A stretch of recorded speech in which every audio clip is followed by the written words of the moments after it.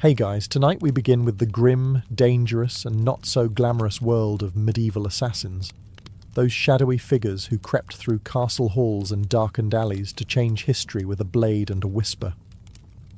While Hollywood makes them look cool, the truth is, being a medieval assassin seriously sucked. So before you get comfortable, take a moment to like the video and subscribe, but only if you genuinely enjoy what I do here. And let me know in the comments where you're tuning in from and what time it is for you. It's always fascinating to see who's joining us from around the world. Now, dim the lights, maybe turn on a fan for that soft background hum, and let's ease into tonight's journey together. Let's be clear. No one in medieval times woke up and said, "You know what? I'd like to stab a nobleman in the throat for 12 silver coins and the honour of hiding in a barrel for 3 days." Becoming an assassin wasn't a career path. It was more like a last stop on the life went horribly wrong train. Most medieval assassins weren't mysterious loners trained in mountaintop temples. They were desperate peasants, disgraced soldiers, ex-thieves with decent aim, or people so far off society's radar they could kill a man and still not be noticed in the census. If you were well off, you didn't become an assassin. You hired one. If you had a title, land, or even a goat to your name, you were in management. But if you'd just escaped debtor's prison, had a reputation for solving problems, and could sneak into a tavern without being seen, congratulations. Someone, somewhere, was about to slide a coin purse across the table and whisper a name, and that name wasn't a fun one. You weren't asked to take out Bob the Quiet Turnip Farmer. It was usually a corrupt baron, a bishop with too much gold, or someone with 12 bodyguards and a moat. The pay? Tempting. The job? Horrifying. But by the time someone considered it, they had nothing left to lose. No family, no future, and definitely no dental plan. Plus, let's not forget the absolute lack of job perks. No pension, no glory, no evenings off. You couldn't exactly hang up a shingle that said, "Quiet eliminations by appointment." You just had to stay quiet, move fast, and never ever tell anyone what you did for a living, especially not loudly over ale at the inn. "Oh yeah, I'm a travelling carpet seller. The stains? Die." So yes, nobody dreamed of being a medieval assassin. They landed there because the world chewed them up and spat them out wearing a hood and holding a rusty dagger. You weren't the hero. You weren't even the villain. You were the footnote that made everyone nervous, and probably didn't live to enjoy the coin. Let's burst the first myth wide open. Medieval assassins didn't train under candlelight in some hidden monastery, with wise mentors and inspirational flute music in the background. There was no montage, no teacher, no pep talk. If you learned anything, it was by not dying the first few times you tried. Most assassins weren't trained professionals. They were desperate amateurs with a decent sense of direction and the ability to climb quietly without sneezing. If you had military experience, great. That meant you knew how to hold a knife properly.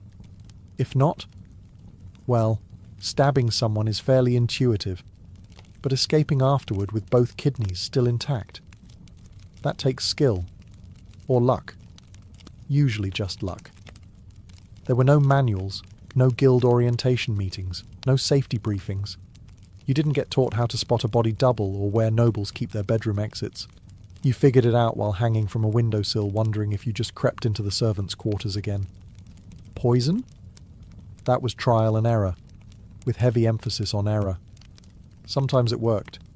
Sometimes your target just got mildly dizzy and more suspicious of his soup. Sometimes you drank the wrong cup. There was no medieval poison control hotline. Just hope, herbal guesswork, and a strong stomach. Sure, if you were lucky, and I mean lottery lucky, you might have picked up some skills from thieves or mercenaries. Maybe an older assassin showed you how to walk without squeaking on cobblestones. But mentoring wasn't standard. It was rare and short-lived, because assassins don't retire, they disappear. Weapons training? Forget it.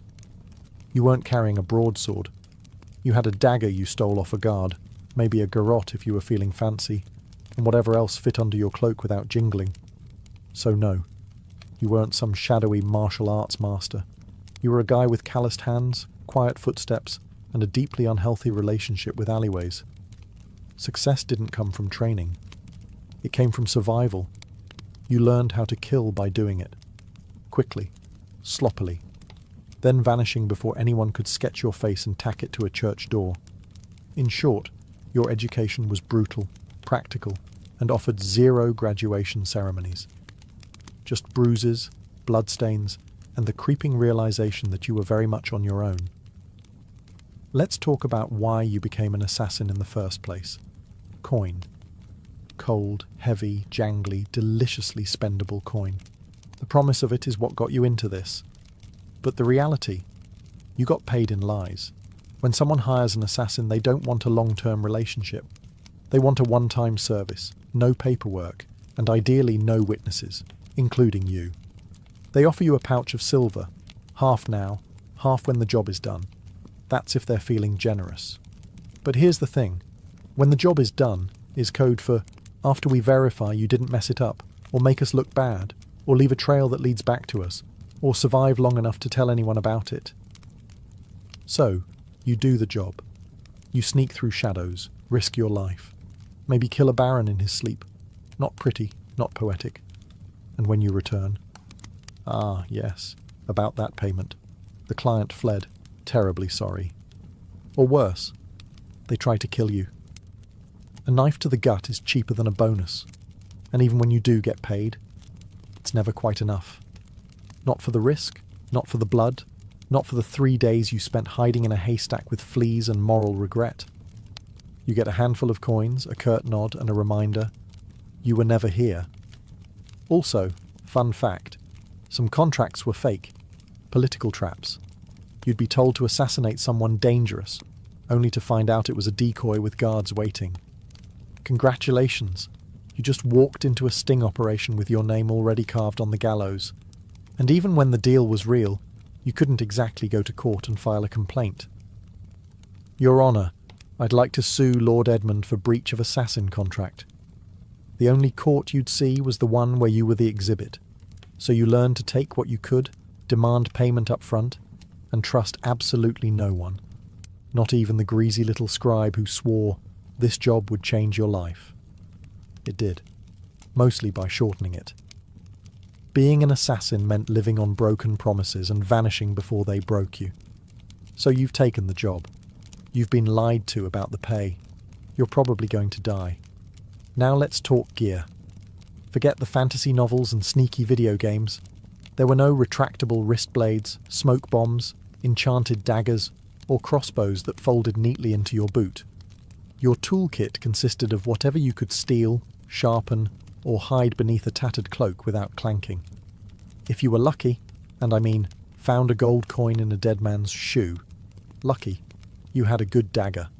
Not ornate, not curved like a dragon's tooth, just sharp, hopefully rust-free, and ideally one that didn't smell like the last guy you stabbed with it. Poison. It existed, sure, but it wasn't as glamorous as a slow drip into a wine goblet. Most medieval poisons were unpredictable, made from plants, minerals, or toad guts. Some worked instantly. Some took hours. Some made your victim vomit for 2 days and then recover, angrier and now very suspicious of stew. Ropes, occasionally useful. You could strangle, climb, or tie something up with one, but you'd better know how to use it fast, because nothing kills the mood like trying to wrestle someone while muttering, "Wait, which knot goes under again?" Bows. Effective, yes, if you had one, knew how to shoot it, and weren't trying to smuggle it through a palace disguised as a flower arranger. Most assassinations were up close and personal.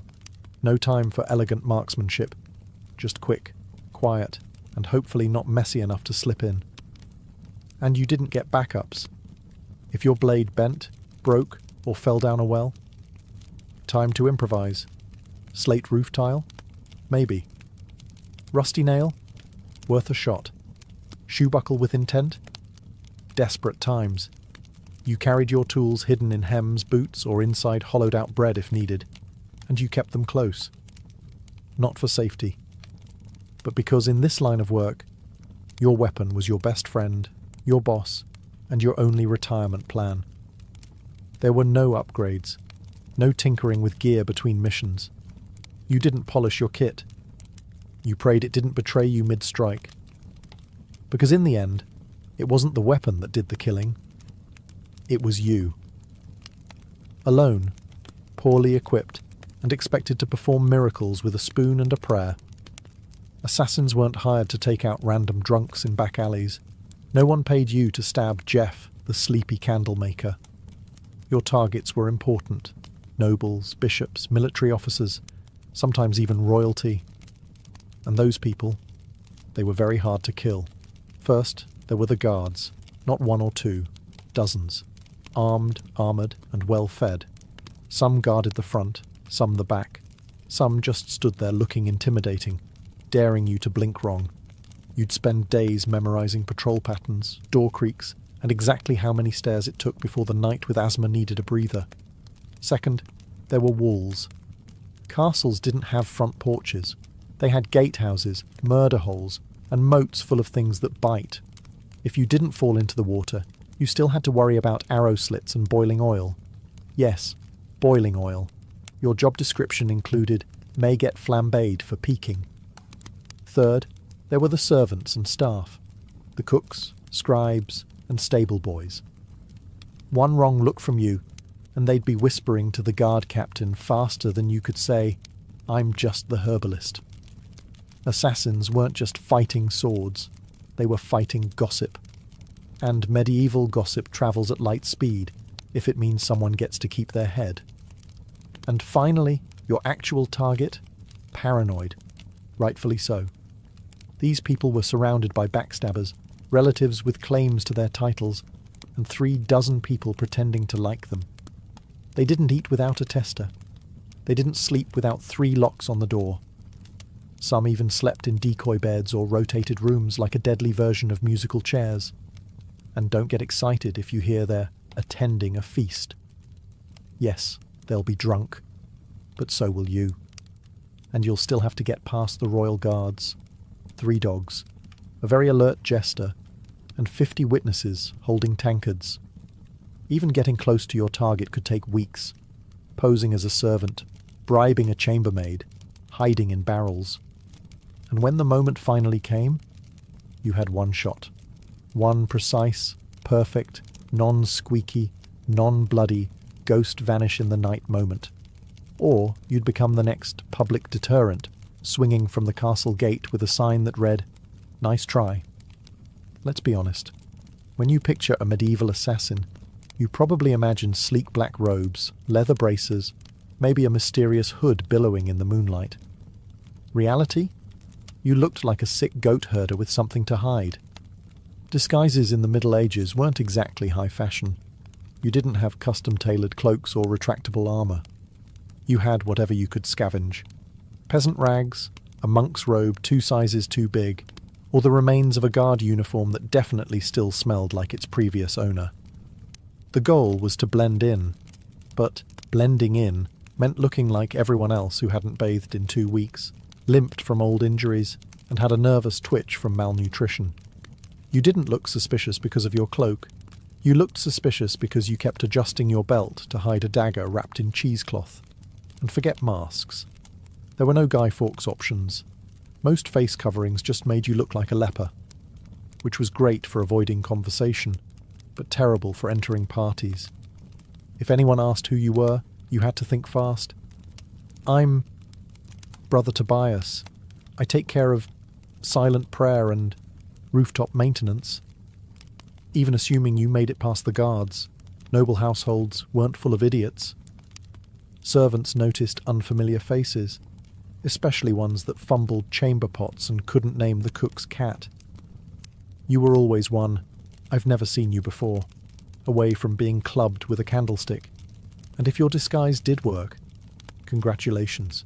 You now had to stay in character for hours while pretending not to notice all the very stab-worthy people wandering by. Also, wigs. They didn't exist. If you needed to look older or younger, you were stuck smearing dirt on your face, squinting, and hoping no one got close enough to notice that your beard was glued on with honey.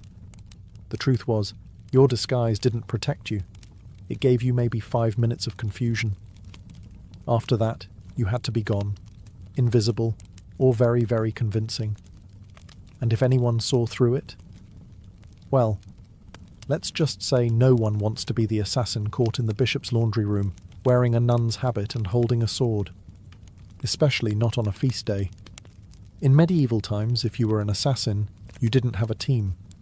You didn't have a sidekick with a crossbow, a clever alchemist in a secret lair, or a handler who gave you coded scrolls and warm encouragement.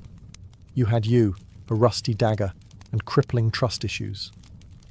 There were no guilds, at least not ones you could actually count on, and if there were whispers of a brotherhood of assassins, it was mostly tavern talk, fueled by mead and boredom. You were more likely to meet a ghost than another professional killer who wanted to network. Why the isolation? Because in your business, the fewer people who knew you existed, the longer you lived. Every contact was a risk, every loose tongue a potential noose. Even your client might not know your real name. And if they did, you were already planning your exit. Companionship? Laughable. Friends asked questions. Lovers noticed bruises, bloodstains, and why you always slept with a blade under the pillow. You couldn't settle down. You couldn't afford to. One mistake, one person recognizing you in a market, and your whole life turned into a sprint for the nearest sewer grate. Even fellow criminals kept their distance. Thieves and smugglers were sociable. You? You were that guy who makes people disappear. They feared you, or worse, saw you as a walking liability. No one wanted to share stew with someone whose occupation could attract a mob with torches. And don't expect sympathy. You couldn't tell anyone how hard it was to sleep after silently strangling a corrupt bishop. If you talked about your job, people assumed you were either lying or dangerous, and they weren't wrong. So you kept your secrets, your scars, and your weapons to yourself. At inns, you sat in the darkest corner, back to the wall, eyes always scanning the door. You never drank too much. You never stayed more than a night. You didn't say your name unless someone paid you first. And even then, it probably wasn't your real one.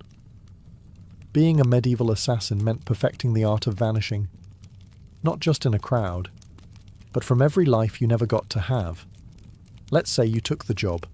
You planned your route, you bribed the right doorman, you disguised yourself as a very convincing chimney sweep.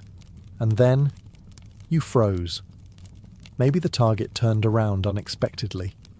Maybe they were with their child. Maybe you got the shakes at the worst possible moment and your knife hand trembled like a terrified squirrel. Guess what? You're now dead.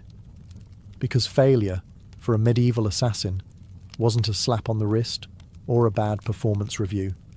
It was a public, painful, and wildly theatrical death, often involving ropes, fire, wheels, or sharp iron devices with names like the Bonecracker's Delight. Missing the kill meant blowing the whole operation. Your target lived, and immediately told everyone that someone tried to murder them. Suddenly you weren't a shadow. You were a wanted man with a detailed description, and probably a crude sketch tacked to every tavern wall within 30 miles. And those guards you once snuck past? Now they're motivated. Sometimes it wasn't even your target you had to worry about. It was your client. If you failed, you were no longer an asset. You were a liability. Someone who could be tortured, interrogated, or worse, talk. The very people who paid you would be the first to put out a second contract, on you, and there were no second chances. No. Sorry, the blade slipped. I'll try again tomorrow.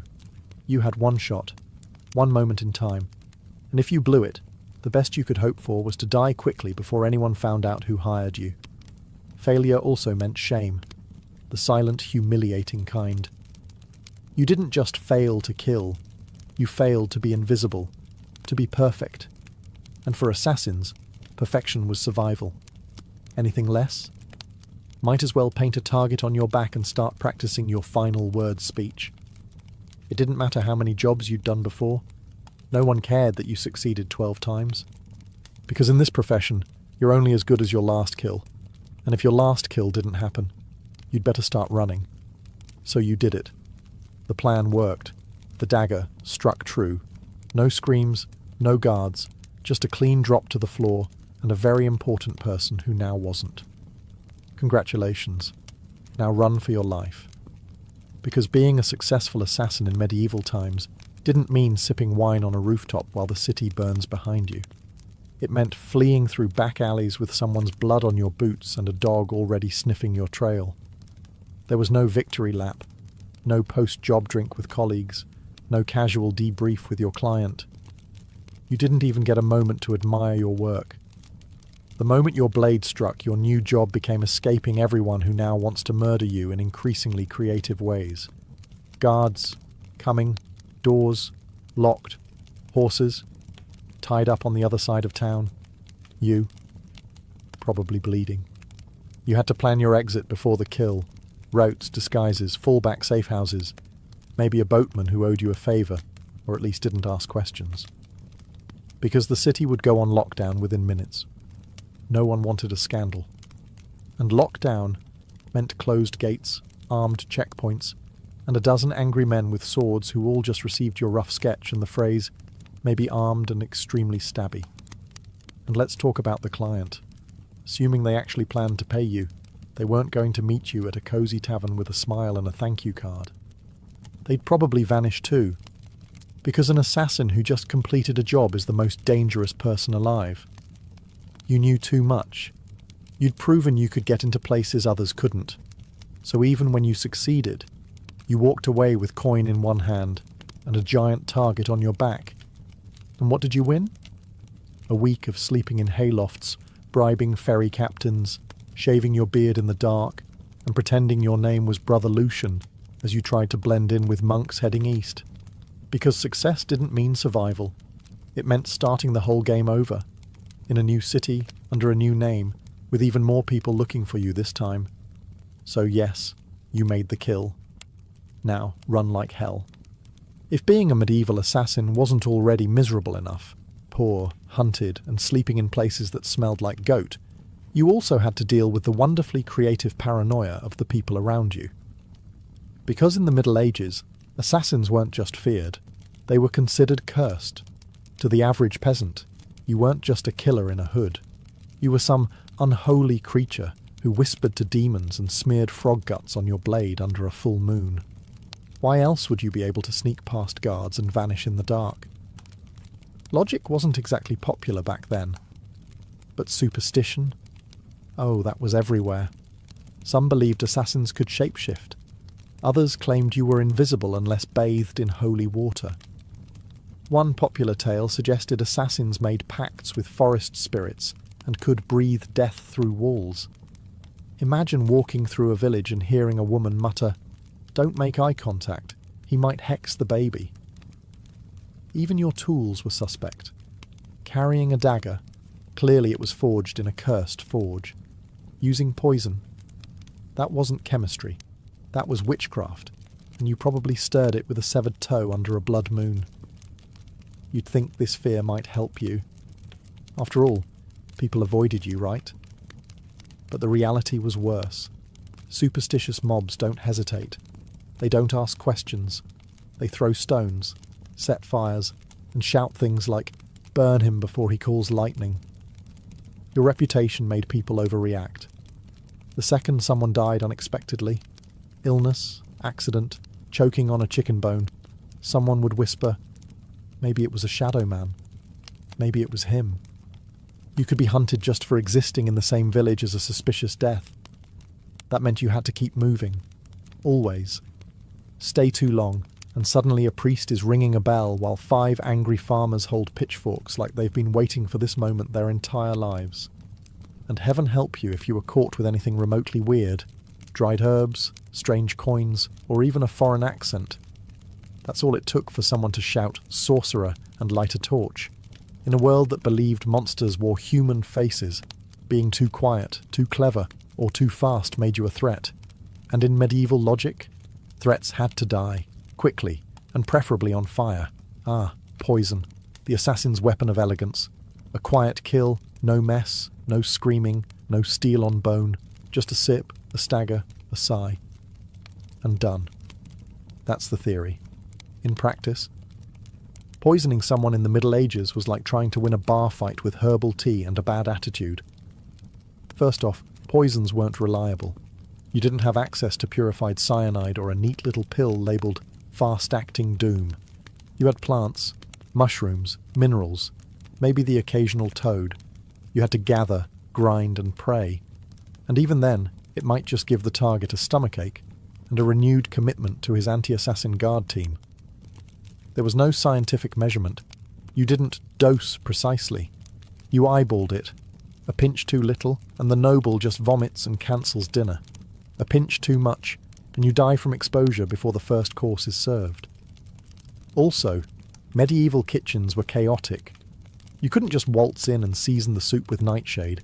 You had to bribe or impersonate a cook, sneak in while no one was watching, or, worst of all, try to poison a meal that would go through 3 tasters and a dog.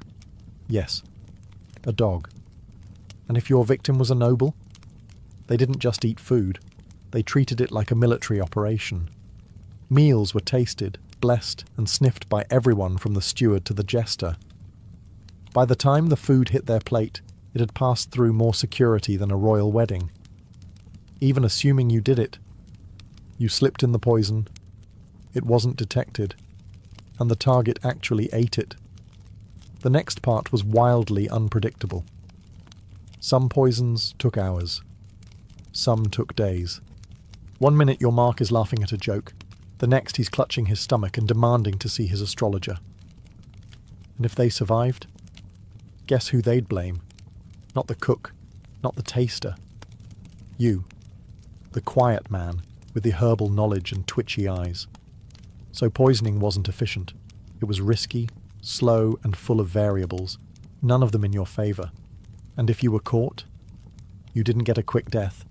You got interrogated, with tools, until you confessed to poisoning everyone from the Duke to the dog. You'd think that if you successfully changed the course of history by removing a tyrant, sabotaging a royal bloodline, or silencing a political threat, someone would remember your name. Nope. You were an assassin. That meant your name was never meant to be remembered.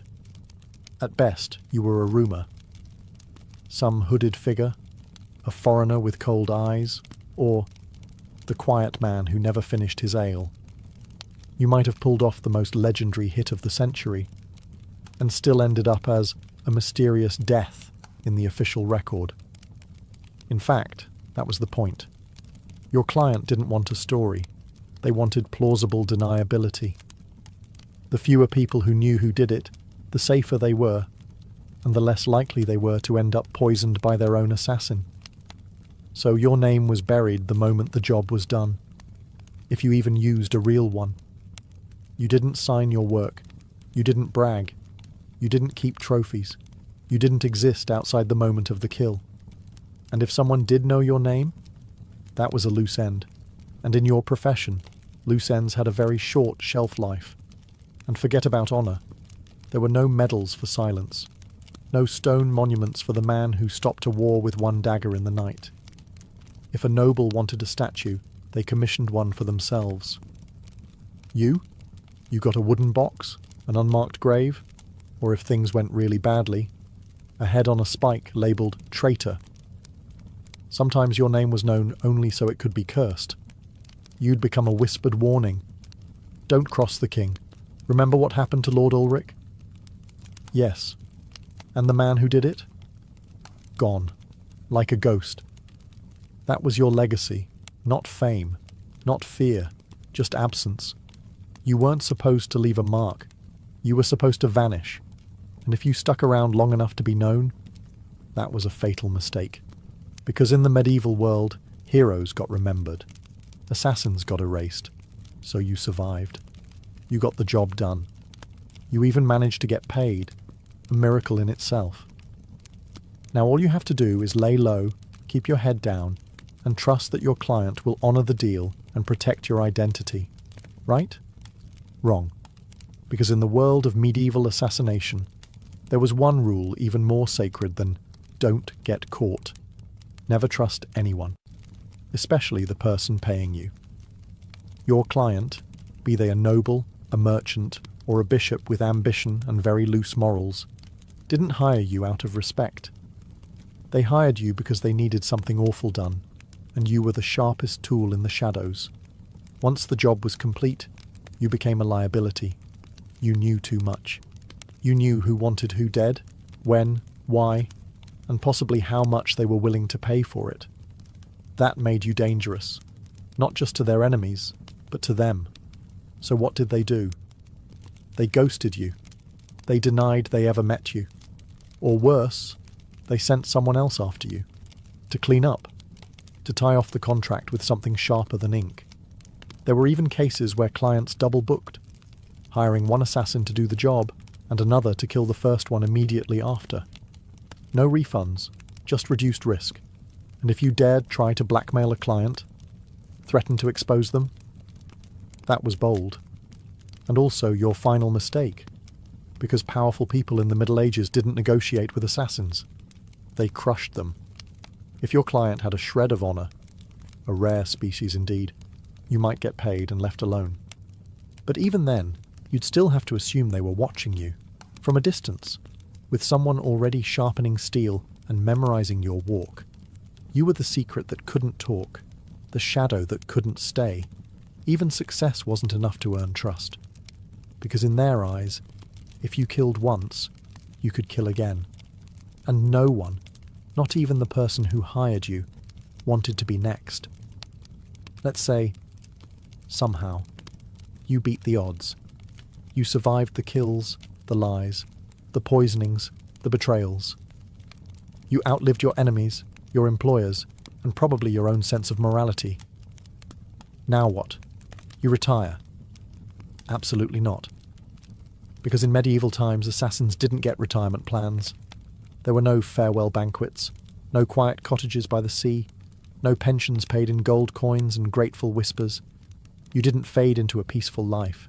You vanished, or you died. Often both. The problem was simple. You were never safe. Even if you walked away from the job, your past didn't. You had too many secrets in your head, too many names in your memory, and too much blood on your hands. People didn't want you retired. They wanted you forgotten, which usually meant buried. And even if no one came after you, and that's a big if, you had to live with the constant fear that someone might. That a new assassin, young and eager to prove himself, had just received a contract for a shadowy figure who used to be someone dangerous. So you changed your name. Again. You moved to a village where no one asked questions.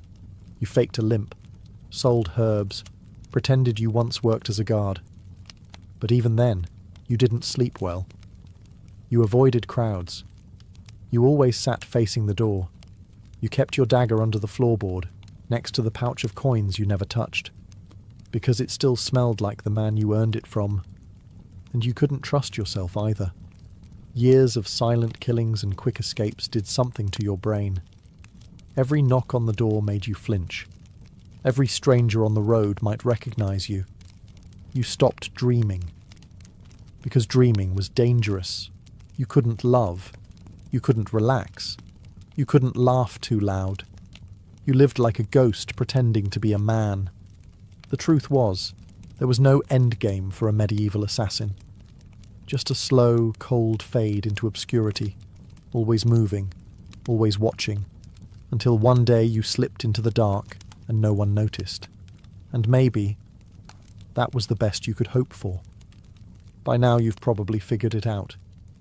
Being a medieval assassin wasn't darkly romantic. It wasn't noble. It wasn't even all that profitable. It was a grim, thankless, short-lived career, wrapped in blood-stained linen and followed by a crowd of people who wanted you dead. You wouldn't last. Not a week. Maybe not even a day. Because you'd start with the wrong assumptions. That you'd be sleek, in control, a whisper in the dark. But what you'd really be is cold, hungry, and one bad guess away from the noose. You'd slip into town, cloak pulled tight, ready for action, only to discover that your target moved locations, the guards are drunk but trigger-happy, And the stable boy you paid for information just sold you out for a mug of ale and a piece of bread. You'd freeze at the wrong time, stab the wrong guy, get spotted by someone's maid who once saw your face near the chapel, and suddenly you're not a shadow, you're the problem. Then what? You run. But you're not used to medieval terrain. The mud, the uneven cobblestones, the absolutely insane number of loose chickens in the street. You slip, fall, get tackled by a guard named Thomas, who just got dumped and is looking for an outlet. And let's say you survive that. Then you deal with the aftermath. No allies, no honour, and no future. Just whispers, suspicion, and the growing realisation that even if you succeed, the best you can hope for is to die old and alone, hiding behind a false name in a village that still believes in fairies. So no, you wouldn't last. And frankly, you shouldn't try. Because the assassin's life wasn't cool. It was a cruel machine that chewed people up and spat out nothing but shadows. It offered power without peace, and purpose without a place in the world. You didn't make history. You erased yourself from it. And the only thing waiting for you at the end was silence. A silence no one would question. Because no one even remembered you were there in the first place. Before she was the feared Queen of Macedonia, Olympias was known as Myrtale, a Molossian princess from the rugged tribal lands of Epirus. Her people claimed descent from Achilles himself, and whether or not the blood of heroes truly ran in her veins, one thing was certain. This was not a woman born for the sidelines of history. From a young age, Myrtle was steeped in mystery and ritual. Her upbringing was shaped not just by politics, but by prophecy, ecstatic rites, and a reverence for the ancient gods.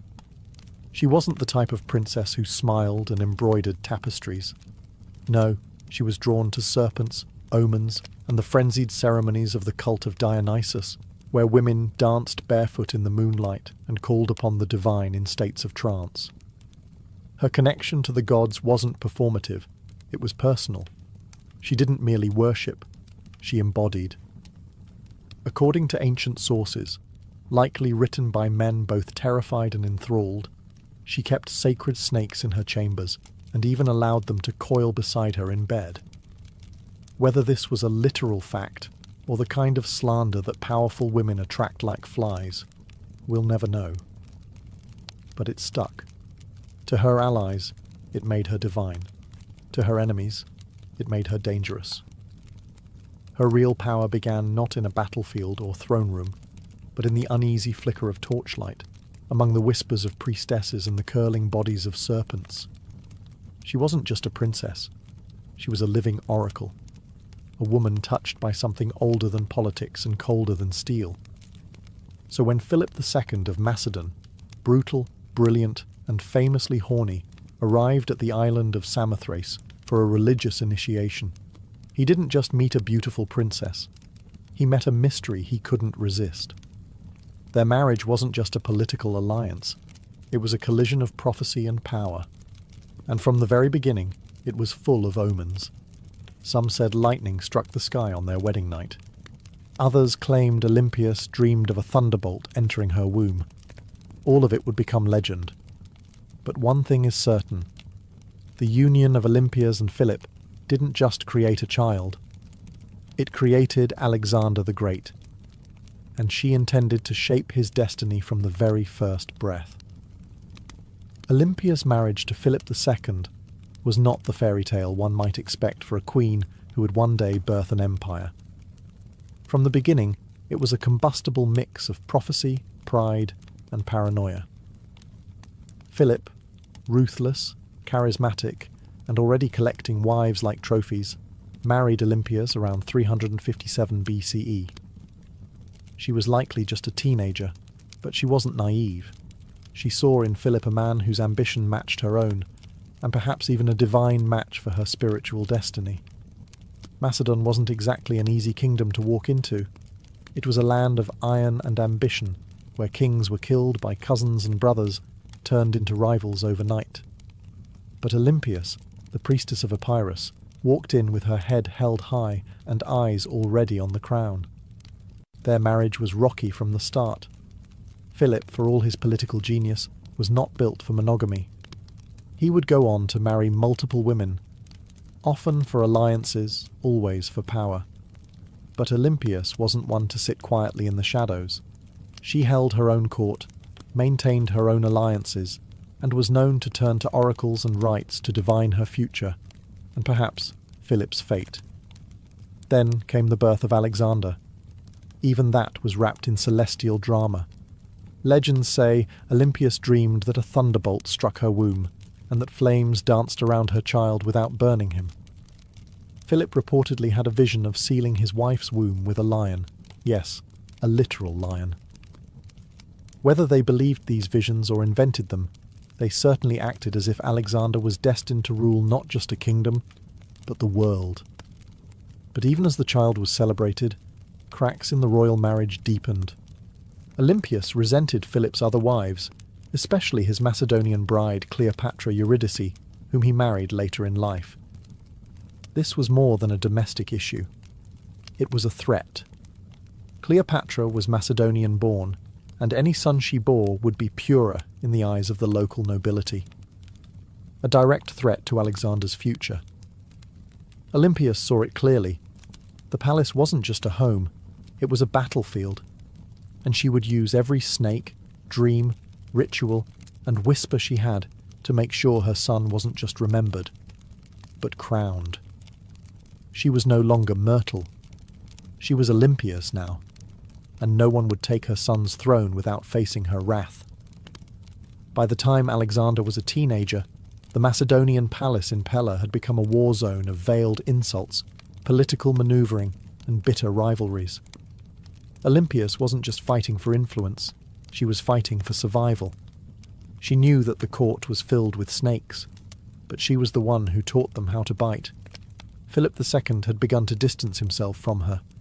He was campaigning more, drinking more, and, perhaps worst of all, listening more to his Macedonian advisors. The final blow came when he married a young noblewoman named Cleopatra Eurydice, not to be confused with the Cleopatra of Egypt. This Cleopatra was Macedonian-born, and her uncle Attalus was one of Philip's top generals. To Olympias, it wasn't just betrayal, it was a declaration of war. The marriage ceremony was a disaster. At the feast, Attalus drunkenly mocked Olympias and Alexander, calling into question the legitimacy of Alexander's birth. Was he really Philip's son? Or was he the child of a god, as Olympias liked to claim? It was meant as an insult, but Olympias seized the myth. Let them whisper. Let them believe her son was touched by Zeus. It made him untouchable. Alexander stormed out of the feast. Olympias left Macedon entirely, retreating to Epirus. But her exile was not defeat. It was strategy. In her homeland, she was still royalty. She could gather support, whisper in ears, and watch as Philip's palace began to rot from within. She didn't need to be physically present to be dangerous. Then came the shockwave. Philip was assassinated at his daughter's wedding, just as he was about to invade Persia, just as he was on the verge of crowning himself not just king of Macedon, but potential emperor of the known world. The question that echoed through every marble corridor and torchlit hall was the same. Who did it? Was it Pausanias, the jilted bodyguard who carried out the act? Was it the result of court intrigue? Was it Alexander himself? Or, whisper it softly, was it Olympias? No one could prove it. No one dared. But many believed it. After all, within days, Cleopatra Eurydice and her newborn child were dead. Murdered, some say, by Olympias herself. The serpent had returned to the palace. And now, nothing stood between her son and the throne. With Philip dead and Macedon in mourning, or confusion, Olympias made her move. While others scrambled to understand the chaos, she acted, swiftly, brutally, decisively. First, Cleopatra Eurydice, the young Macedonian queen and rival wife, was eliminated. According to chilling accounts, Olympias didn't just have her killed. She made her death symbolic, public, humiliating. Some say Cleopatra was forced to hang herself after watching her infant daughter be murdered. Others claim Olympias had the child thrown onto a funeral pyre. What's agreed upon is this: no mercy was shown. Olympias understood what many mothers in ancient courts refused to accept. In a royal palace, mercy is a liability. A rival child, no matter how small, is a future war, and Olympias was done playing defence. With Cleopatra and her bloodline erased, she could turn her attention to securing Alexander's throne. Her teenage son, bold, brilliant, already trained by Aristotle, was declared king without serious opposition. But don't be fooled. It wasn't just his charisma or his father's legacy that made it possible. It was Olympias. She knew which generals to threaten, which nobles to flatter, and which enemies to quietly remove. She wasn't just protecting her son's rise, she was engineering it. Alexander himself didn't always approve. He reportedly disapproved of the violence against Cleopatra's family, but he also didn't stop it, because deep down he knew what Olympias had always known. Power demands blood. And in Macedon, bloodlines were both a blessing and a curse. With her son now king, Olympias began to recede slightly from public life. But this was no retirement. She simply shifted from open strikes to whispered influence. As Alexander prepared to launch his conquest of Persia, she remained behind, not as a passive queen mother, but as the spiritual guardian of his destiny. She sent him sacred relics, consulted oracles, and performed rituals on his behalf. To Olympias, her son's mission wasn't just military, it was divine. Alexander wasn't going to war, he was fulfilling prophecy. And as long as she drew breath, no rival, Macedonian, Persian or otherwise, would derail that divine plan. She had crowned her son. She had cleansed the palace. Now she would guard his empire. From behind the curtain, with teeth bared. As Alexander marched east to conquer the known world, Olympias remained behind in Macedon, a queen without a throne, but not without power. Her official title was Queen Mother, but make no mistake, she ruled in all but name. Though regency was technically handed to Antipater, one of Alexander's trusted generals, Olympias refused to be sidelined. She wrote letters to her son constantly, advising, warning, sometimes chastising him. These weren't the sweet letters of a doting mother. They were political briefings, laced with oracles and venom. And Alexander, thousands of miles away, read every word. She reminded him who his true enemies were. She questioned the loyalty of his companions. She criticized his fascination with Persian customs, his choice of wives, and his flirtation with calling himself a god. No one else dared say these things to him. But Olympias was never afraid to speak as a mother, or a priestess of divine will. Back in Macedon, Antipater grew increasingly resentful. Olympias undermined him at every turn. She used her status, her religious authority, and her family ties to stir opposition against him. She had influence in Epirus, in Thessaly, and among the aristocracy. She could spread rumours like wildfire, and with Olympias, a whisper could be deadlier than a sword. Meanwhile, her letters to Alexander became more urgent. She warned him of Antipater's ambition, painting him as a second Philip, ready to betray and usurp. Whether she truly believed it or simply feared losing her grip, she kept pressing her son to act. Alexander, however, hesitated. He needed Antipater to keep order in Greece while he fought in Asia. And so, the rift between mother and general widened. Olympias watched. She waited. But beneath her religious robes and maternal concern, she was growing impatient. She hadn't endured years of palace warfare to be ruled over by an old soldier. As Alexander's empire stretched from the Aegean to India, Olympias saw cracks forming. He was taking on too much, trusting too many foreign advisors, and drifting away from the mother and the gods that made him. She believed his victories came from divine favour, and from her. And if he forgot that, well, Olympias knew how to remind kings who they really were, even if that king was her own son. When news of Alexander's death in Babylon reached Macedon in 323 BCE, it didn't arrive like a trumpet, it arrived like a dagger. For Olympias, it wasn't just the loss of a son. It was the collapse of a world she had spent decades building. Her boy, the divine storm she had prophesied, raised, unleashed, was gone. And he'd left behind no clear heir, no single successor, only chaos. The mighty empire he carved out was already fracturing. Generals, his so-called successors, were already dividing it up like jackals around a corpse. Antipater still held power in Macedon and Greece, and he had no love for Olympias. Worse, her daughter Cleopatra, Alexander's sister, was being courted by rival generals for marriage, each one hoping to use her bloodline as a claim to the throne. Olympias saw what was coming. Civil war wasn't a possibility. It was inevitable. And once again she would have to act. But she no longer had Alexander. What she had instead was his bloodline.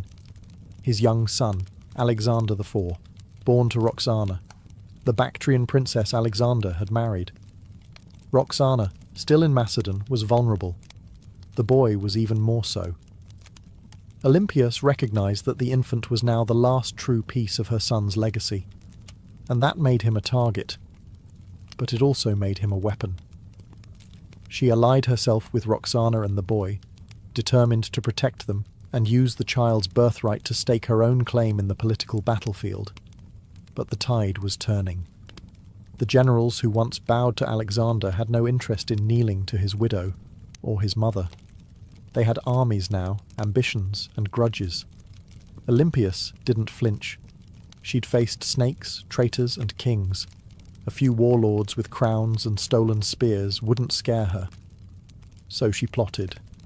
She waited. She watched as Antipater died and was replaced by his son Cassander, a man with ice in his veins and no tolerance for the old queen's games. It was only a matter of time before these two forces collided.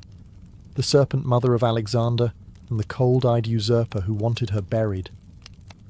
Alexander was gone, but his shadow was still moving. And Olympias was still coiled within it, ready to strike. Years after Alexander's death, while his empire crumbled into civil war, Olympias made her most audacious move yet. She returned to Macedon, not as a grieving mother, but as a political force of divine fury. The regency had been splintered. Cassander, the son of her old enemy Antipater, was seizing power, and Roxana, along with young Alexander IV, was effectively imprisoned.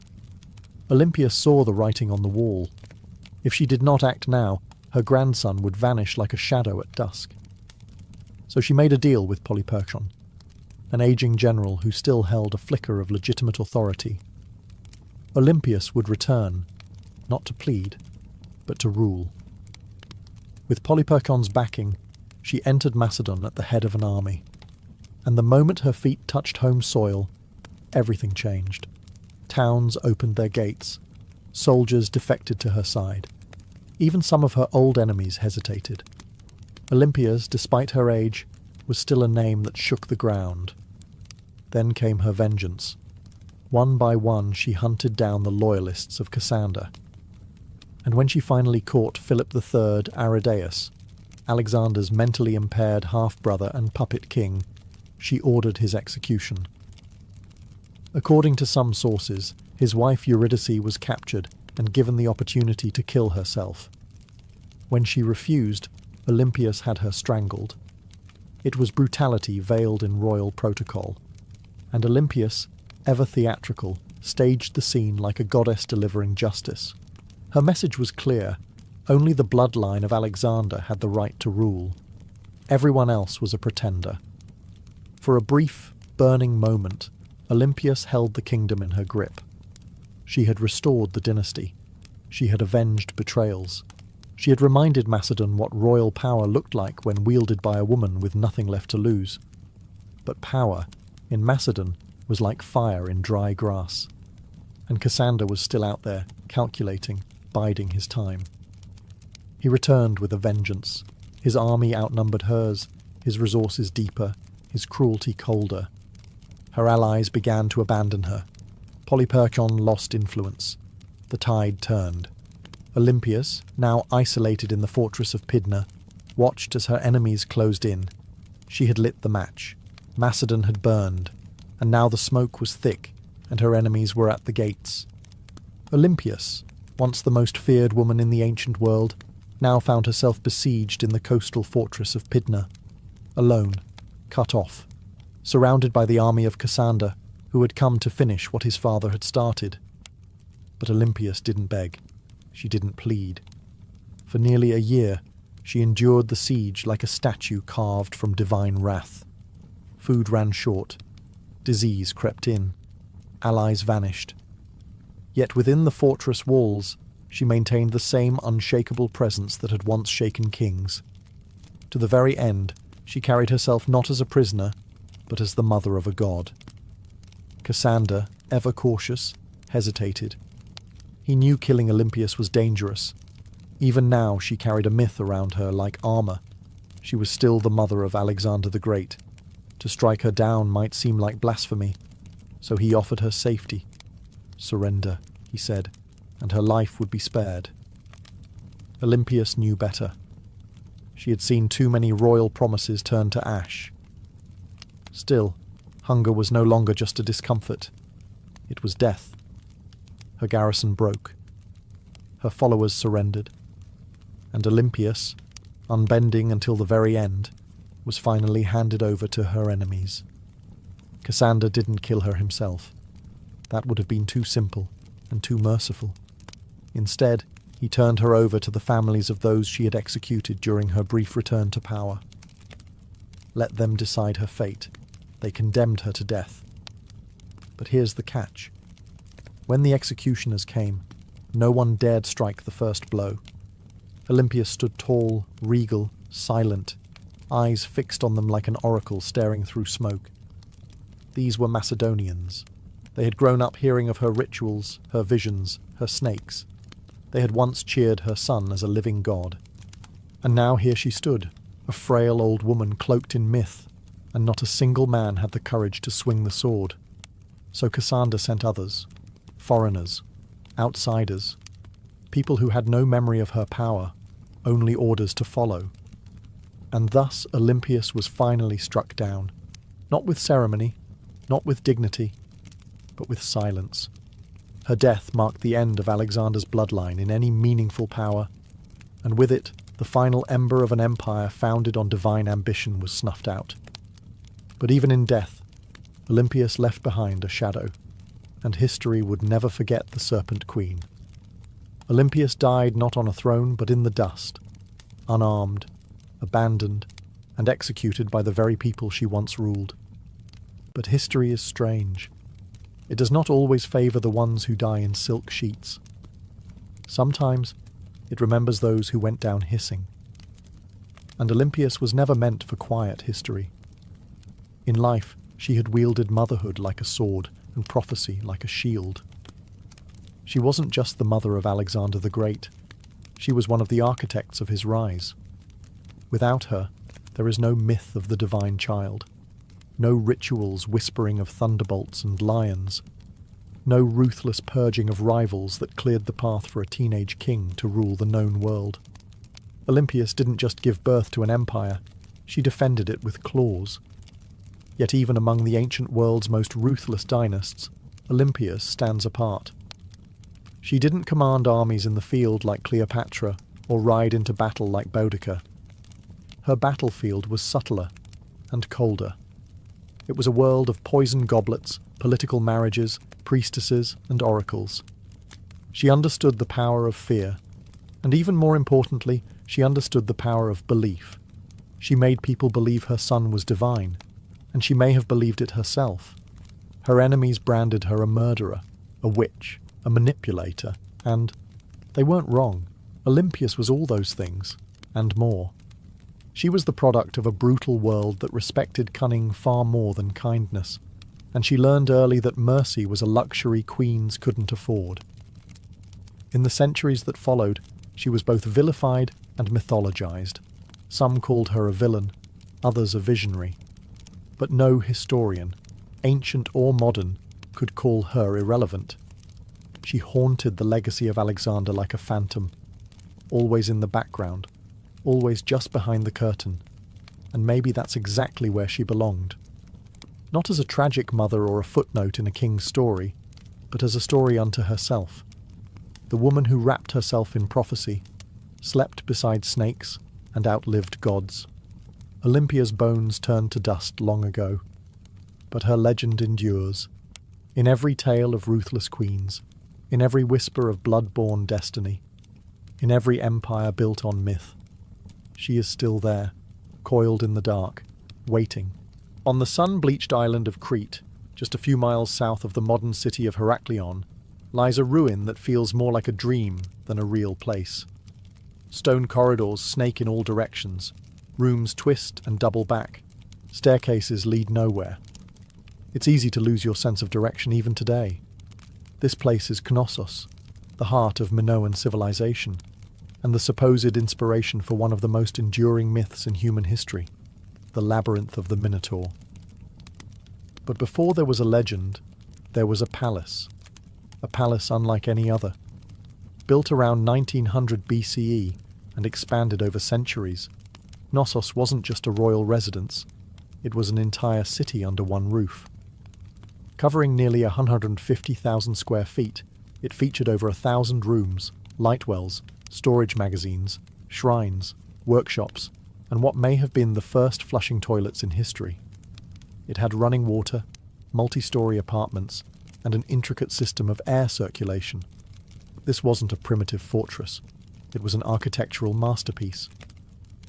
To modern archaeologists, Knossos looks like organized chaos. To ancient visitors, it probably felt like magic. The man who brought Knossos into modern awareness was British archaeologist Arthur Evans. In the early 1900s, Evans excavated the site and quickly became convinced that this was the origin of the Greek labyrinth myth.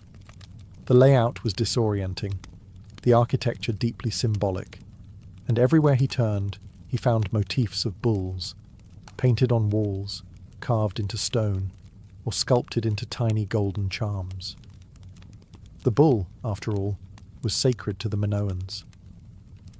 Evans even went so far as to name the civilization after the mythic king Minos. Whether Minos was real or not, his legend became inseparable from the ruins. But here's the twist. No one's found a literal labyrinth. No underground maze, no prison chambers, no half-man monster. What we have instead is something far more mysterious. A city designed in loops, wings and layers, deliberately difficult to navigate. And the deeper you go, the more the lines between history and mythology blur. So the question remains, was the Minotaur born from these walls, or was the palace itself the monster? Knossos may not give up its answers easily, but it's very good at making us ask the right questions. The myth is as famous as the ruin.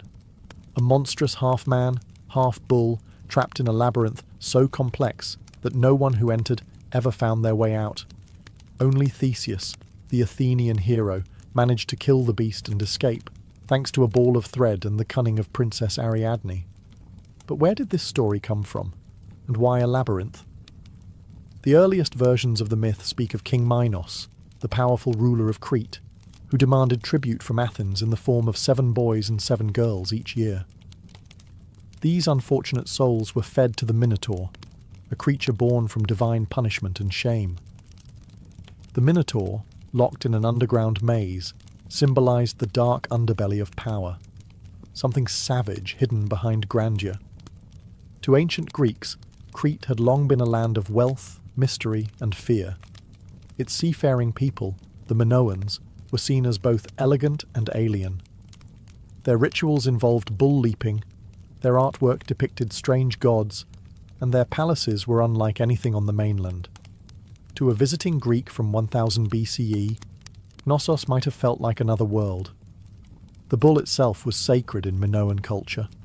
Frescoes show young men and women vaulting over charging bulls in ritual displays.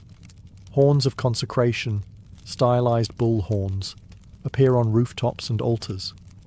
Combine this with a palace that feels like a maze, and the ingredients for a legend begin to stir. But But what if the Minotaur wasn't just a monster?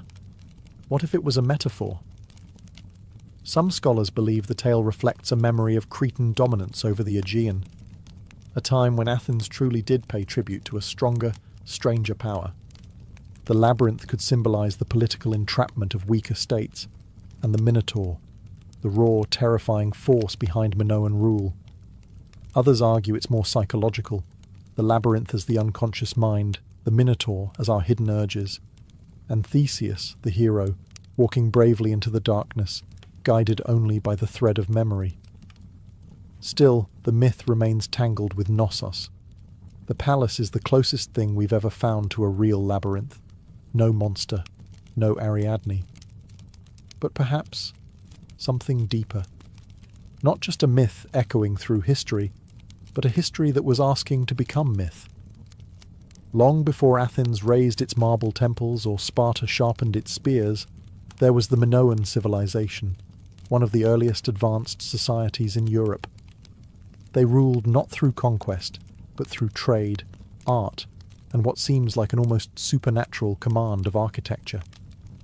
At the heart of their power stood Knossos, a palace that wasn't just a seat of royalty, it was a hub of culture, ritual, and economy.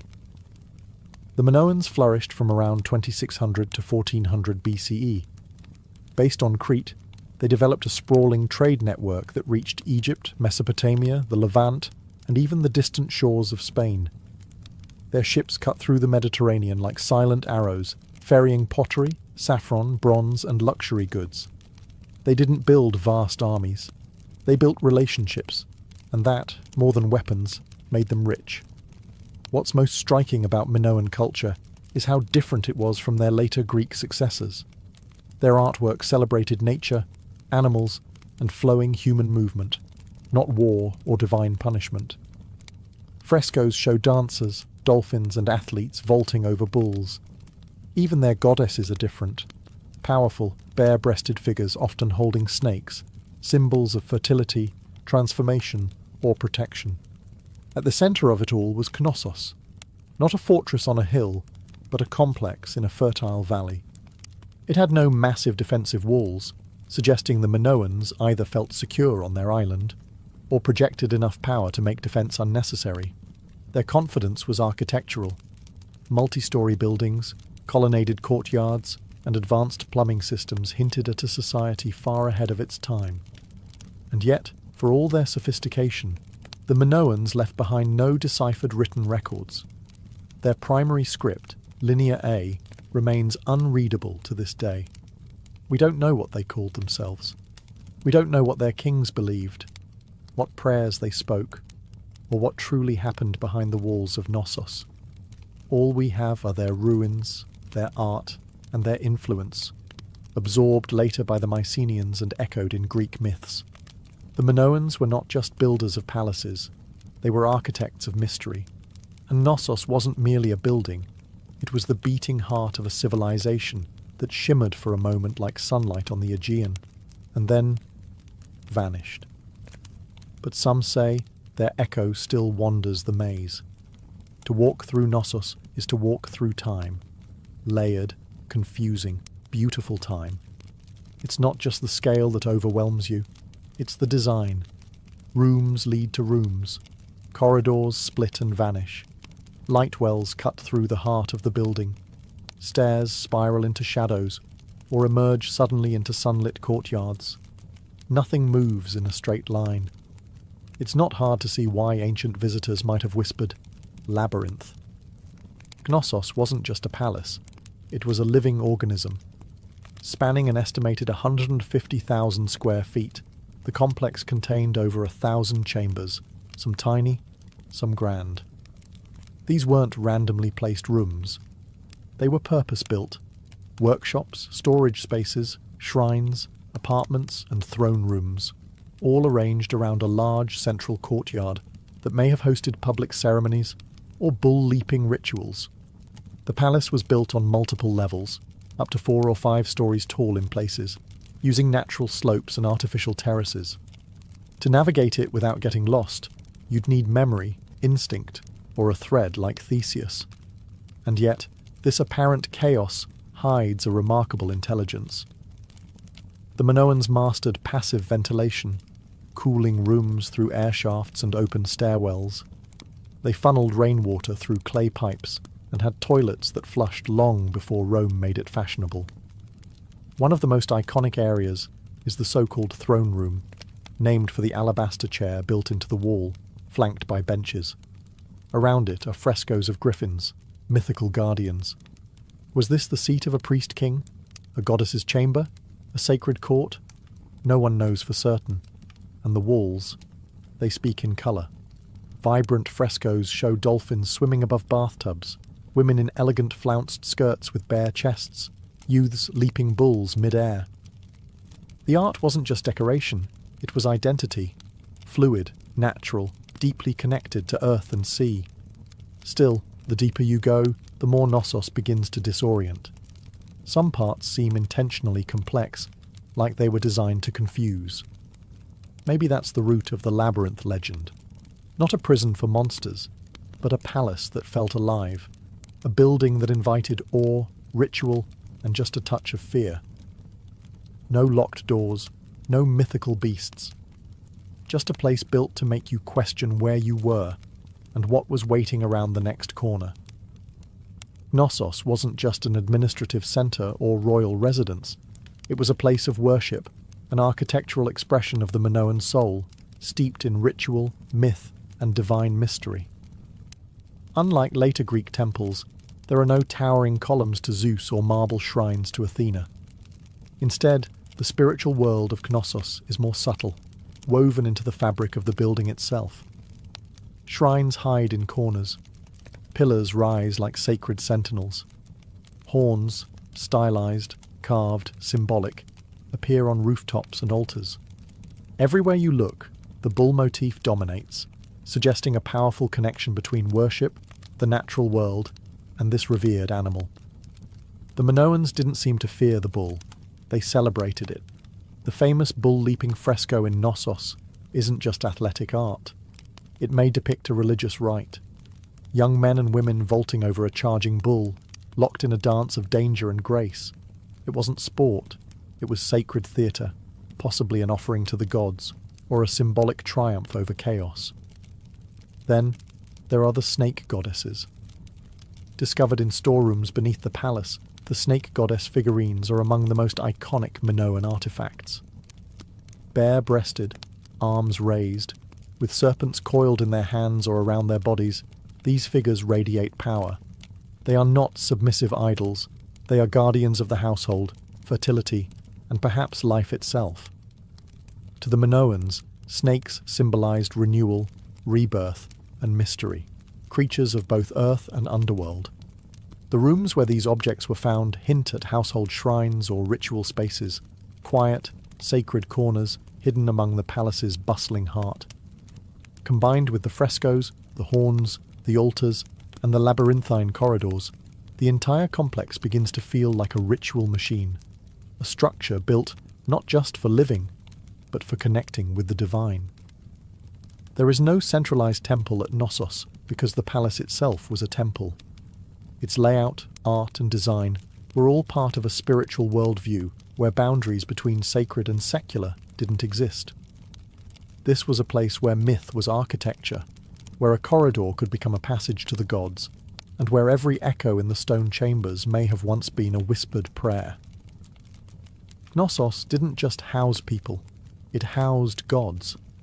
For centuries, Knossos stood as a beacon of prosperity, innovation, and cultural sophistication. But then, something happened. Something sudden. Something no one can fully explain.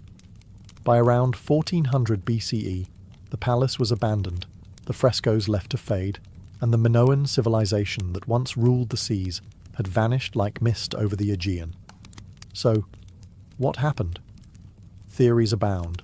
Some point to nature. Around 1600 BCE, the volcanic island of Thera, modern-day Santorini, erupted in one of the largest explosions in human history.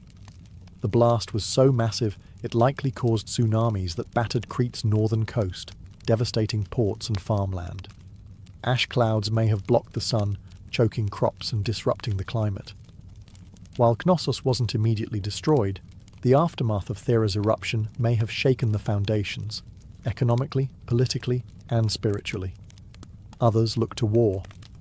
By 1450 BCE, the rising power of the Mycenaeans, mainland Greeks, may have taken advantage of Minoan weakness. Archaeological evidence suggests Knossos was reoccupied briefly, but the culture had changed. The art became more martial. Linear A, the Minoan script, was replaced with Linear B, used by Mycenaean scribes. The palace that once thrived with snake goddesses and bull dancers now whispered in a foreign tongue. Some scholars believe the Mycenaeans didn't invade in a single conquest, but gradually absorbed the island, first through trade, then influence, and finally rule. Others argue that internal collapse, a civil uprising, political instability, or the failure of the elite may have contributed just as much. What's striking, though, is how little violence is evident in the ruins. There are no charred skeletons, no signs of mass slaughter. Knossos didn't fall with a scream. It fell with a whisper. The great palatial system simply stopped. The rooms went quiet, the rituals ended, and nature slowly crept back in. By the time Homer sang of Crete in his epics, Knossos was already ancient myth, a memory tangled in stories of kings, monsters, and labyrinths. And maybe that's fitting, because what killed Knossos wasn't just eruption or invasion. It was time, and the way all great things, no matter how beautiful, eventually vanish beneath the weight of new empires. But the bones remain, and if you listen closely, the maze still hums beneath the earth. For thousands of years, Knossos lay buried beneath the Cretan soil, just another mound of stone lost to time. Its name forgotten, its myths distorted, its walls swallowed by olive groves and dust. That is, until one man decided to chase a legend. His name was Sir Arthur Evans, and he didn't just rediscover Knossos, he reimagined it. In 1900, Evans, a British archaeologist with a flair for drama and a deep love for Homeric myth, purchased the land that covered the ancient ruins. Local farmers had been finding strange seals and artifacts, clues that something enormous lay beneath their feet. Evans dug in. What he found would change the history of the Aegean forever. He uncovered a palace so vast, so complex, and so advanced that he was convinced this was the mythical home of King Minos. The frescoes, the horns, the sheer architectural strangeness of the site, it all pointed in his mind to one thing: the labyrinth. Evans wasn't just an archaeologist, he was a storyteller, and sometimes a controversial one. He named the people who built Knossos the Minoans after Minos. He interpreted symbols, reconstructed frescoes, and restored parts of the palace using reinforced concrete, a move that has drawn both praise and criticism. Some call it visionary, others call it vandalism. Because what you see today at Knossos is partly ancient ruin and partly Edwardian imagination. Still, Evans did what no one else had dared. He brought Knossos back to life. He gave Europe a glimpse into a Bronze Age world far older than classical Greece, a civilization of art, mystery, and maritime elegance. He also unearthed the still undeciphered Linear A script, opening new questions about language, literacy, and the limits of our historical understanding. But Evans did more than excavate stone. He resurrected a myth and forced historians to reckon with the fact that behind the legend of the labyrinth was something real, something complex, something very human. A palace that felt like a maze, a civilization that slipped into shadow, and a man who peeled back the earth, only to discover a story far stranger and more beautiful than he had imagined. Knossos had slept for 3,000 years. Evans rang the bell that woke it up. Walk through Knossos, and you're not just walking through architecture, you're walking through a language of symbols. Frescoes, carvings, patterns, they're everywhere. But the Minoans didn't leave us a Rosetta Stone. Their primary script, Linear A, remains undeciphered. So instead of reading their thoughts, we must see them, painted across plaster, carved into walls and hidden in patterns. What exactly were they trying to say? The art of Knossos is unlike anything in the ancient world. There's no obsession with warfare, no rows of kings or battle-hardened heroes. Instead, we find nature, leaping dolphins, blooming lilies, birds in flight, and sacred bulls. The humans are lithe, elegant, and often dancing or performing rituals. Even in scenes that suggest danger, there's rhythm and beauty. The Minoans weren't chronicling conquests. They were celebrating life, cycles, and possibly cosmic order. The most iconic symbol, though, is the double axe, or labris. Found throughout Knossos, in shrines, on frescoes, even etched into stones, the double axe is believed to be a religious symbol, possibly tied to female divinity or celestial cycles. Some suggest the very word labyrinth might derive from labrise, making the labyrinth not a maze at all, but a house of the double axe, a sacred space, not a trap. Then there are the horns of consecration, stylized bull horns placed atop walls and altars. These may have been religious markers, separating sacred space from the mundane. Combined with frequent depictions of bulls and bull-leaping rituals, it's clear the animal had deep spiritual significance. Whether it represented nature, fertility, chaos, or a divine presence, no one agrees. But the bull is everywhere. Even the layout of Knossos may have symbolic meaning. Some archaeologists believe it was built not just for function, but to mirror celestial or seasonal patterns. Its winding corridors and nested rooms could represent a journey. Through life, through death, through the underworld. A spiritual maze, not a physical prison. But without a deciphered script, every theory walks a thin line between insight and imagination. The Minoans spoke in symbols, not stories, and so we're left to interpret. What is Knossos saying? We hear the rhythms, we see the images, but the meaning? That remains just out of reach, like a thread unravelling into myth. Knossos is a ruin, yes, but it doesn't feel dead. Walk its corridors today and you'll sense something humming just beneath the surface. Not ghosts, not gods, but echoes of myths, of lives, of questions that refuse to go away. Thousands of years after its fall, Knossos still holds us in its maze. Tourists wander its halls, archaeologists dig for answers, and writers spin new tales inspired by its shadow. The Minotaur may be myth, but the feeling of the labyrinth is real. We don't know who ruled Knossos. We don't know the names of its kings, queens, or priests. We don't know the prayers they whispered, or the laws they lived by, but we know they loved beauty. We know they worshipped nature. We know they understood balance between architecture and art, between ritual and reality, and we know they were the first. Before the Parthenon, before Rome, before the Hebrew temples or the Persian palaces, there was Knossos, a palace that was also a city that was also a temple that may have also been a story, because perhaps that's what the labyrinth really is, not a prison, not a puzzle, but a narrative carved in stone, a myth in architectural form. The legend of the Minotaur didn't arise from nothing. It came from this place, from the confusion of its corridors, the reverence of its bull rituals, and the awe it inspired in generations who tried to make sense of it.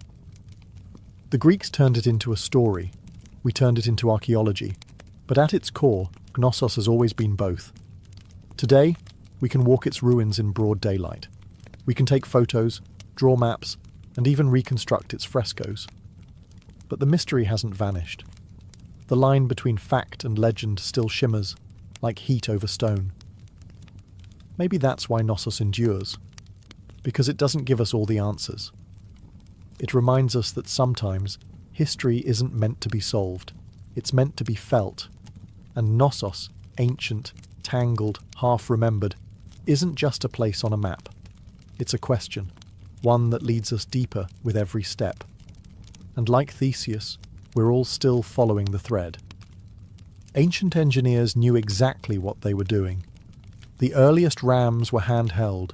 Teams of soldiers simply lifted a tree trunk and smashed it against enemy defences like frenzied lumberjacks. But over time, the battering ram evolved. Engineers realised that mounting the ram inside a wheeled frame, often with a roof to protect the crew from arrows and boiling oil, turned it from a tool into a weapon of terror. The Assyrians, masters of siege warfare, turned rams into psychological weapons.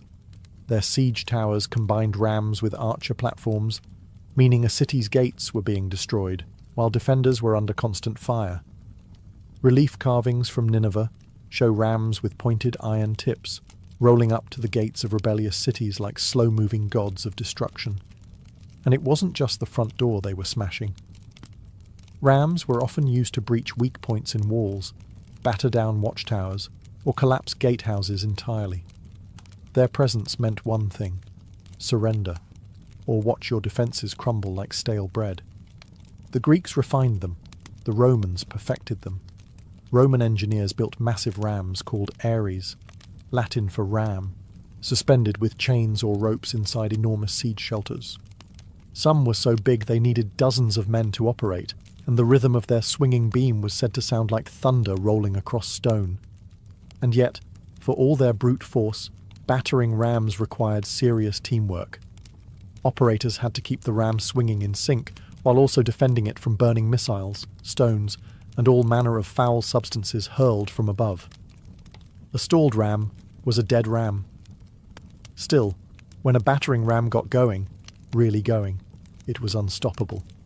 Wooden muscle versus human masonry. It was ancient physics, weaponized, and it was only the beginning of how engineers would make walls weep. If the battering ram was the brute, the catapult was the tactician. Where rams smashed close up, catapults attacked from a distance, launching not just stones, but psychological dread. They were the first real artillery pieces in military history, and they revolutionized siege warfare by weaponizing physics in ways that felt almost magical to the enemy.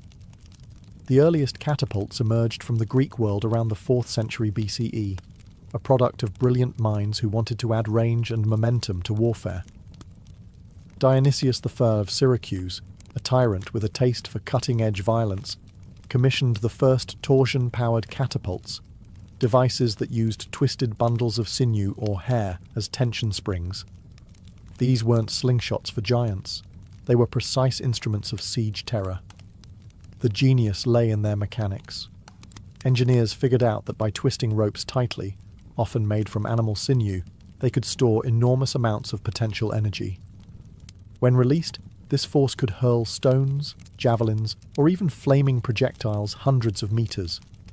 The two main types evolved quickly: the ballista, which launched massive bolts like a giant crossbow, and the stone-throwing catapult, which lobbed boulders over walls or directly at fortifications. Then came the Roman engineers, who never met a Greek idea they couldn't improve. They built catapults that could be broken down, packed onto carts, and reassembled on site, portable siege engines for professional armies. Some Roman catapults could fire 60-pound stones at incredible speeds, capable of tearing through wooden gates, battlements, and occasionally unlucky soldiers. Catapults weren't just about destruction. They were about spectacle. Ancient generals used them to send messages, sometimes literally. Corpses were launched over walls to spread disease and fear. Severed heads were lobbed into besieged cities to shatter morale. In one chilling case, diseased bodies were fired into enemy territory as an early form of biological warfare. But catapults had their flaws. They were heavy, required skilled crews, and could be rendered useless by bad terrain. Still, when set up properly, they could batter a city into submission from a safe distance. And for the first time in history, cities realized their thick stone walls didn't just need to withstand a ram, they had to survive the skies. Because now, destruction came flying. If the catapult was clever, the trebuchet was majestic. Towering, creaking, and terrifying, it was the undisputed king of medieval siege warfare. When one appeared on the battlefield, it wasn't just a weapon, it was a statement. It said, "Your walls mean nothing." Unlike its tension-powered cousins, the trebuchet relied on gravity. At its core was a simple principle: a long swinging arm mounted on a sturdy frame, with a heavy counterweight on one end and a sling on the other. Raise the weight, let it drop, and the arm would whip around, flinging the sling and its deadly payload in a high arc over enemy defences. It was controlled destruction, precise, predictable, and devastating. The origin of the trebuchet can be traced back to earlier traction models used by the Chinese as early as the 4th century BCE, where manpower replaced counterweights. But the counterweight trebuchet, the version that would rewrite siege warfare in Europe and the Islamic world, emerged in the 12th century, possibly through Byzantine or Muslim intermediaries. Once Europe got its hands on the design, it spread like wildfire through castles and crusades. The power was astonishing. A well-built trebuchet could launch 300-pound projectiles over 300 metres. Stones the size of furniture would crash into towers, pulverise walls, or crater enemy morale. But the real magic was in the arc. Unlike catapults, trebuchets could hurl projectiles over walls with finesse. This meant they weren't just smashing defences. They were hitting courtyards, barracks, and supply depots inside. And it wasn't just stones. Trebuchets hurled everything: diseased animals, burning pitch, pots of lime to blind defenders, even messages, or insults, wrapped around rocks. One legendary account from the siege of Stirling Castle in Scotland tells of Warwolf, a trebuchet so massive that the enemy surrendered before it was even fired. The king refused to accept the surrender, just so he could test the machine. But for all its destructive glory, the trebuchet wasn't fast. It took hours to build, minutes to reload, and demanded skilled engineers. Still, no other siege weapon combined range, force, and psychological horror quite like it. It was the medieval version of a slow-motion hammer from the heavens. And when that counterweight dropped, cities held their breath. While catapults launched from afar and battering rams smashed the gates, siege towers took a more personal approach. They rolled right up to the enemy's front door and dropped off armed invaders. Imagine a wooden skyscraper on wheels, covered in wet hides to prevent fire, bristling with archers and spearmen. That was the siege tower, the ancient equivalent of an armoured personnel carrier and a mobile fortress in one. And when one of these started rumbling toward your city walls, you knew that the real fight was about to begin. Siege towers weren't subtle. They were big, bold, and terrifyingly effective when used properly. The Assyrians may have been among the first to deploy them in the 9th century BCE, but it was the Greeks, and especially the Hellenistic kingdoms, that took the design to theatrical extremes. During the siege of Rhodes in 305 BCE, the Macedonian general Demetrius built a 9-story tower called the Helepolis, or Taker of Cities. It was over 100 feet tall, equipped with catapults, covered in iron plates, and moved by thousands of soldiers. It also broke under its own weight.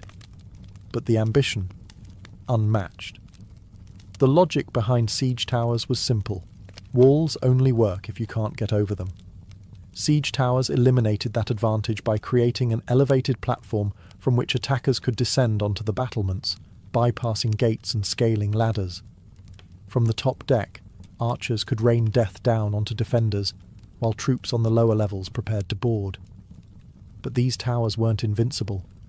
They were slow, vulnerable to mud, and prime targets for defenders with fire arrows, rolling boulders, or even sabotaged terrain. Smart defenders would dig ditches, flood moats, or build secondary inner walls, known as counterscarp defences, just to stop a tower's approach. Still, when they worked spectacularly. A breach in the wall was one thing, but having your own ramparts suddenly crowded with enemy soldiers, that was chaos. Siege towers transformed the battlefield from a horizontal contest of strength to a vertical race for survival. They made height an asset and a liability, and once the gangplank dropped from a siege tower to the city walls, there was no turning back. It was time for hand-to-hand hell. While rams smashed and trebuchets soared, some of the most devastating siege tactics happened silently, underground. Siege tunnelling, or sapping, was the dark art of defeating a city by removing the ground it stood on. Literally. The idea was ancient and horrifyingly effective. Dig beneath the enemy's wall, prop it up with wooden supports, then set those supports on fire.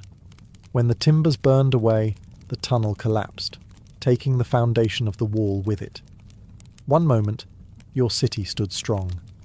The next, a massive section of the outer wall crumbled like stale bread. This method didn't look glorious. There were no grand engines or thunderous launches. But tunnelling was the slow, invisible killer of fortress warfare.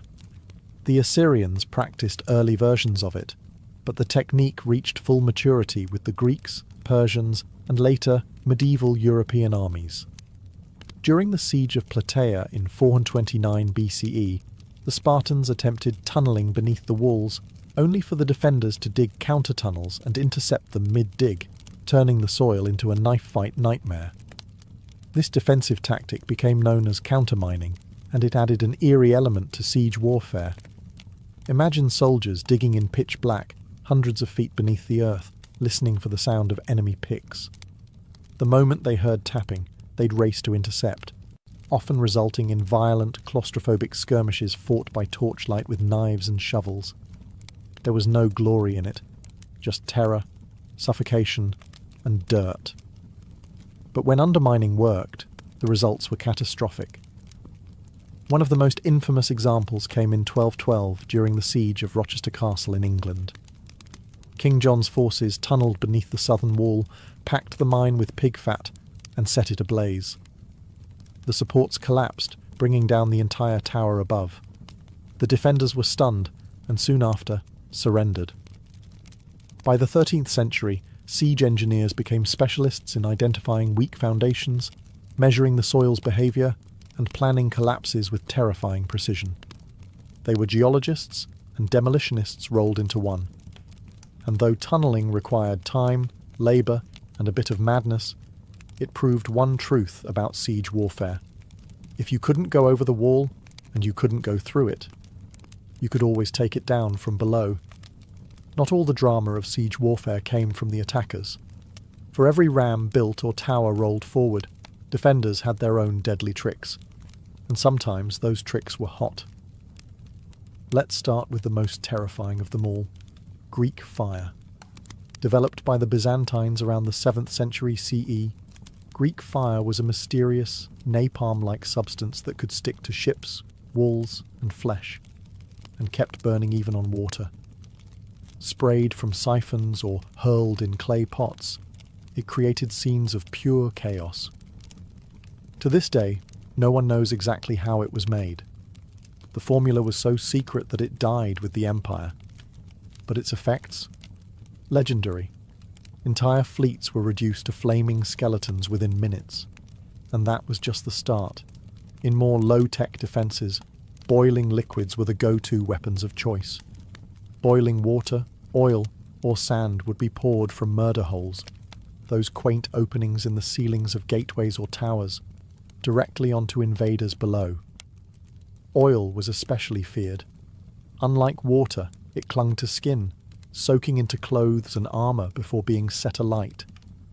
Imagine climbing a siege ladder only to be greeted with fire you could never put out.